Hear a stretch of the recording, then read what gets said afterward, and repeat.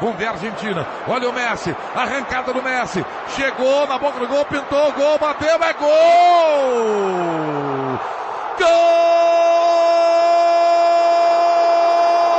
da Argentina, Di Maria!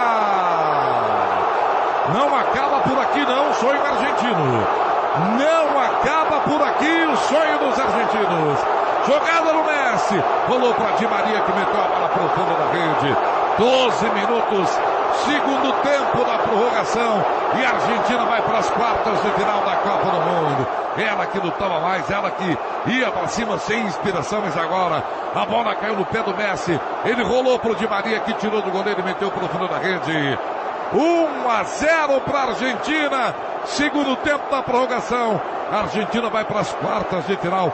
E o sonho argentino continua, André. E quem sabe no último fôlego de Lionel Messi, que estava extenuado. Ele percorreu cerca de 10 metros com a bola, passou pelo marcador e rolou para Di Maria, que vinha ingressando pelo lado direito, pé canhoto, tirou do alcance do ótimo goleiro Benaglio, botou no fundo do gol Ángel Di Maria. Está salvando a Argentina, que no sufoco avança na Copa do Mundo, Maurício. E está feita a justiça, André. A Argentina poderia e deveria ter se classificado nos 90 minutos pelo que produziu.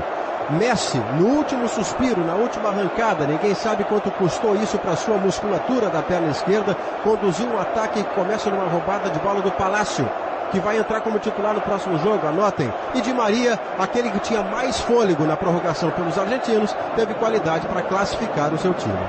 Primeiro gol de Ángel Di Maria na Copa do Mundo. A Argentina repete as últimas duas Copas do Mundo, em 2006 e em 2010. A Argentina chegou até a fase de quartas de final e agora aguarda por Bélgica ou Estados Unidos.